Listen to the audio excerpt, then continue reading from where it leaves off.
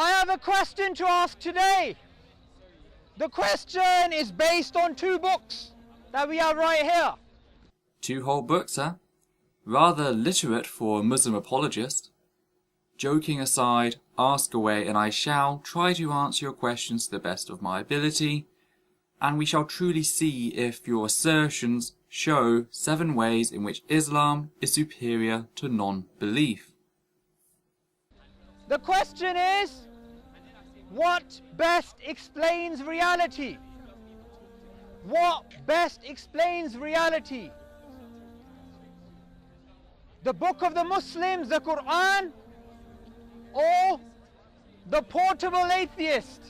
Oh boy, off to a bad start already. The Portable Atheist by Christopher Hitchens is merely a collection of texts from a multitude of atheist/agnostic authors. The works of people such as Karl Marx, Thomas Jefferson and Richard Dawkins make an appearance. The topics are typically about social issues and not ones which seek to explain the natural world. What you have thus done is rigged the playing field by selecting a text irrelevant to a large portion of your answers. This would be the same as declaring a duel and then giving your opponent a cleaning brush. No matter how skilled the arguments are, they're irrelevant to a large portion of what you are talking about, so cannot have much of an effect. Simply put, this is very dishonest. Which makes more sense of reality? Let's look at reality. The first thing about reality, we exist. We can't prove that, but we know that we exist. I think, therefore I am. René Descartes, 1637. We exist in a universe that is complex, that is amazing. If you look at one cell, just one cell, it has more information in one cell than all of the books in the British Library, and that's one cell of a human body. I understand that apologists rely on passing around their fallacious arguments like mental dildos in order to aid with their mental masturbation, but please be ready to think a little, as there are a number of issues. You see, in writing we have something known as a letter, and these letters can be of a range of font sizes. Now, due to the restrictions of our eyesight, we must ensure that the font is of a specific size. DNA, however, is not written text. It's a molecular structure on a nanoscale. It's a physical reality which we then transcribe into text by giving the 4 bases of DNA a coded letter, i.e. G, C, A and T. We have given it that informational trait. Otherwise, it's merely a physical reality, just like weather. Do you know how many cells there are in a human body? Not billions, sir, trillions. Trillions. All that information. Now, if you walk around in Speaker's Corner and you see the words, Jason was here, you will automatically think these words have come from an intelligent being who has written them down. You will not say the wind blew, some sticks randomly formed into these letters. No, you would say someone wrote these. There's intelligence behind that. That's just one human cell. I wish you had a couple of them in your head, as your analogy is fundamentally flawed. There are no letters written. There is no text. We, as a receptive human species, have given DNA this trait. So your analogy of words written into the ground is false. It's deceptive. The real analogy would be that you see some squiggly lines on the ground and you think someone made them, whilst I say it's just a pattern of the wind blowing. They make no legible letters. This vast, complex universe that we live in, with all of its laws, physical laws, chemical laws, biological laws, this amazing universe, the sun and the earth in the distance, how it's so right to permit life. It's not as close as you are pretending. There's actually a rather reasonable habitable zone around the sun, which we fall into rather nicely. This is proven by the fact of the elliptical orbit in which the Earth is around the Sun, the distance varying about 3 million miles between the furthest and the closest distance to the Sun. The Sun's habitable zone for multicellular organisms is roughly 0.6 astronomical units. That is 89 million kilometers or 55 million miles. We're pretty safe, and you are talking complete and utter rubbish. You would never say something like, this ladder that I'm standing on right now, that this can form together by chance. You would never believe that. So how can this magnificent universe, with all of its processes of evolution and water cycle and all of the other laws that we have in nature, how can this come together by chance? That's the first reality, that we live in a designed universe. What best explains it? That there is a creator, Allah, like this, there's nothing like this creator, or that it came together by chance. That's the first reality. Dude, a ladder, by definition, is man-made. You're in effect begging the question by going, do you believe this synthetic object is natural? Now go and stand on a rock and then ask the question, and I will give you an answer. The universe only appears advanced in the build-up from simple processes working in unison to have a greater impact. Just because you are unable to grasp this isn't an argument against the naturalistic reality of the world, but rather against your own logical capabilities. It's an argument from personal incredulity with some buzzwords thrown in. Your sex was completely down to chance. Does that in any way devalue you as a person? I feel better in knowing that I was not merely created as a lab rat for God. The second reality is this. We are human beings searching for a purpose of life. What is the goal of life? One book says the goal of life is to worship that creator that created us. And the other book says there is no purpose to life objectively. You choose. And this is bad how? People can go out there and explore themselves and what it is they would like to do for the rest of their lives. Some people find that in blindly following scientifically illiterate scripture, whilst others dig deeper, looking for their purpose, unafraid of what they might discover. It's rather telling when Islam would have you sit in the dark rather than explore your own mind. Third thing, we know as human beings that we have morals, and these morals are not taught by society. Bullshit. As a social science student, I can inform you that what you have just stated is factually wrong.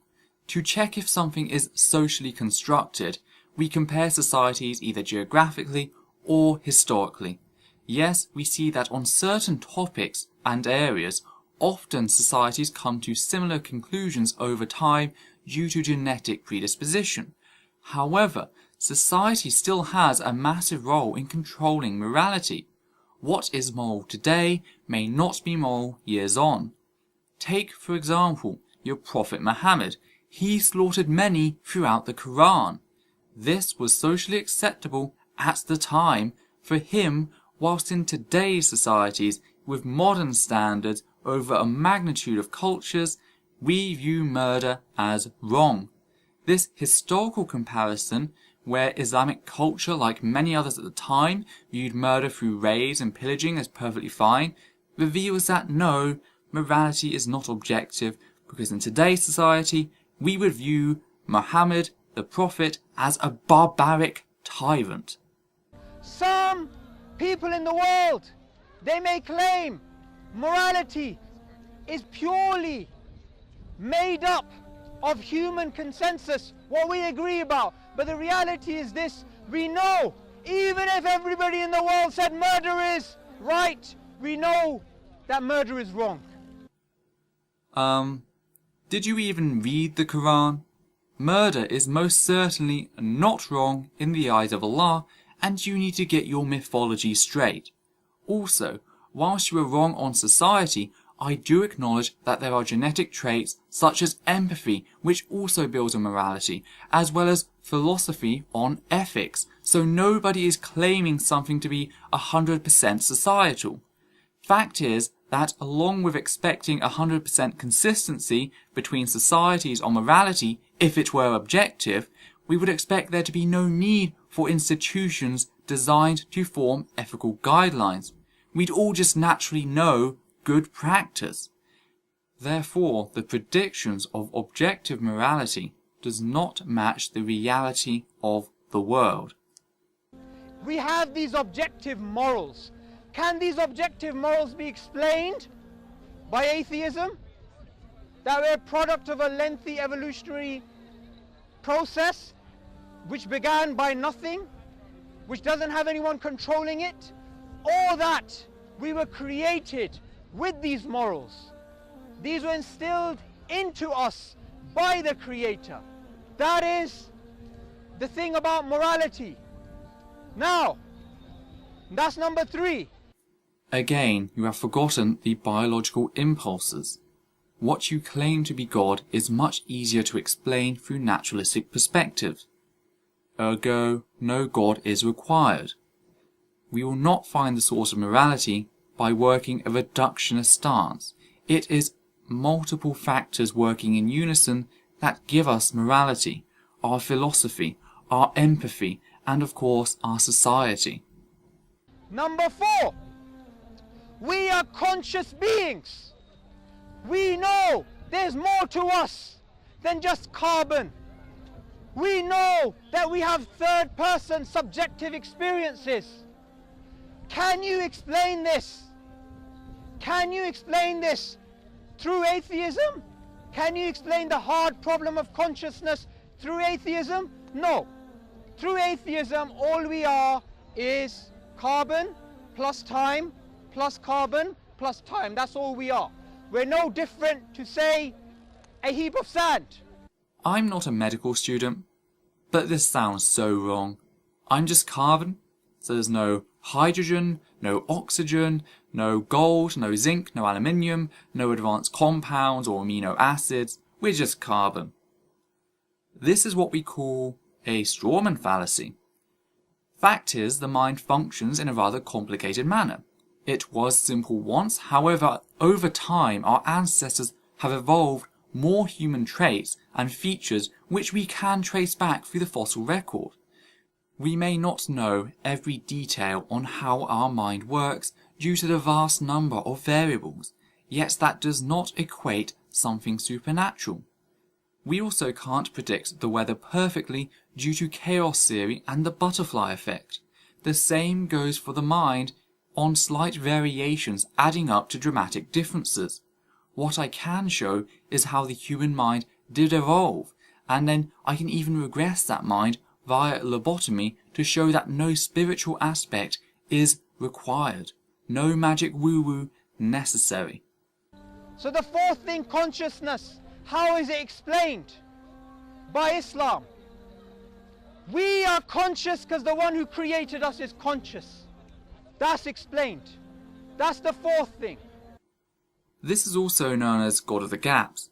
Find something in science that it cannot deal with 100% clarity and postulate God as the only possible answer, preferably your God.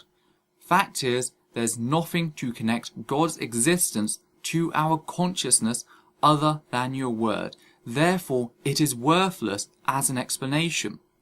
I can theorize on how the physical mind builds up to a conscious state through multiple processes. You cannot. You may as well go, it rains due to Barbra Streisand.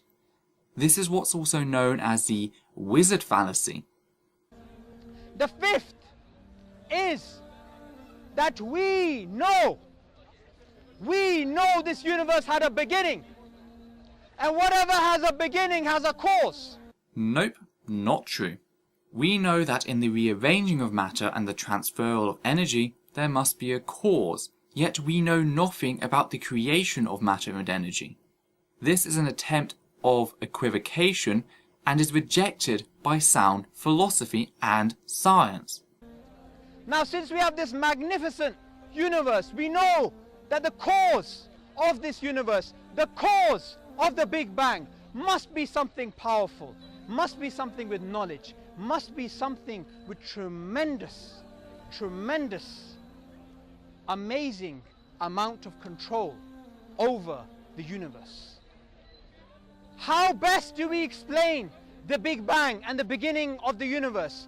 Through atheism? What does it say? Nothing, and I mean that in the long overdue sense that atheism is just a lack of belief in God, and that's all. Science, on the other hand, has more to say.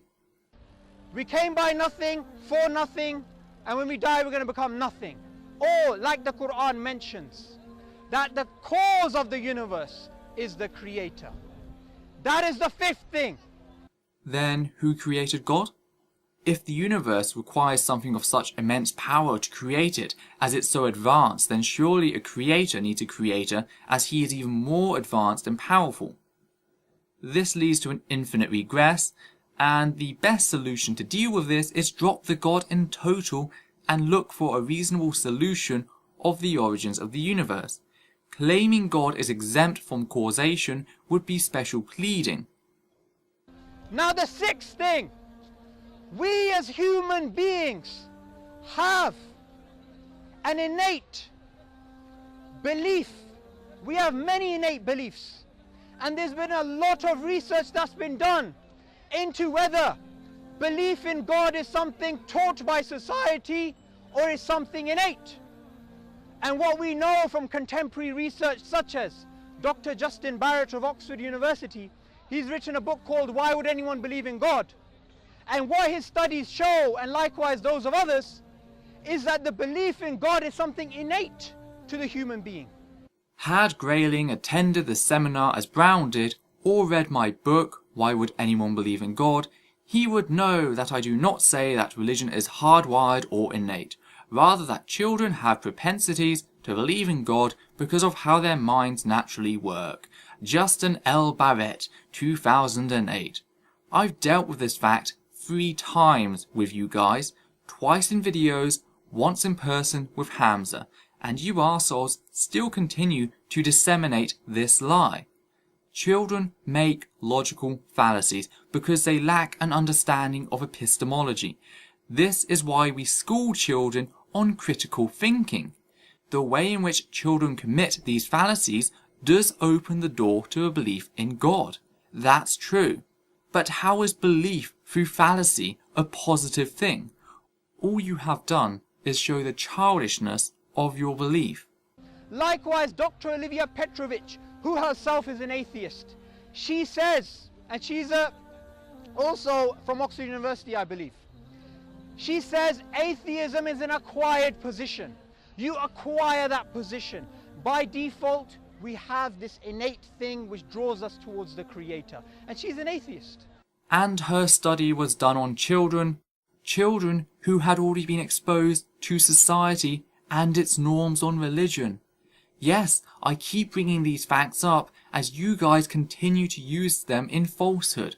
I urge anyone who deals with Islamic apologists to document these 2 cases, as they often turn up and it's just so easy to slam you guys in pointing out what they actually said and what they actually studied. What best explains this innate belief that we have, why the majority of the world believes in a Creator, is because the Creator has actually put that inside us. Atheists may claim it's some sort of mutation, but that's not a sufficient explanation. I agree. There's also a social role, and I would suggest looking up Imam Durkheim's writings on totemism. I agree with the functionalist perspective on primitive religions, yet I believe society has gone through the process of structural differentiation, where religion has lost all monopoly, as has been shown throughout this video. Ergo, it's now a vestigial institution, and one that I would argue has gone septic. If you look at the USSR, this was a regime which taught people from a young age till the time they go old. There is no God, there is no purpose. Religion is the opiate of the masses. Yet after the collapse of the Soviet Union, Reader's Digest magazine, they did a poll in Russia, and they found the majority of people, the vast majority of people, still had a belief in God, even though they were brainwashed, or they attempted to brainwash them into disbelieving in God. So that's the sixth thing. The fact that we have innate belief is explained by Islam, not atheism. In sociology, we call this cultural resistance, i.e., when a repressive government tries to outlaw ideas or belief gets fundamentalist support. However, if you go over to Sweden, which is one of the most liberal nations out there, you will find an immense lack of belief in God due to the secular nature of society, where the state doesn't push or fight religion, but merely has a good educational institution that teaches children rather than what to think. The seventh and the last is reality itself. The very fact that we exist. People always talk about proof. What is the proof for this? What is the proof for that? The reality is you cannot prove anything. Proof is just a word we use. You have many philosophers who throughout history tried to prove basic things, such as the fact that we exist, like Descartes did. But even their attempts were futile. We cannot prove that we exist, but we know, using our common sense, that we do exist. No. The fact that I think is pretty good evidence that I exist, at least to myself. Now, what's the best explanation of the very fact that we exist?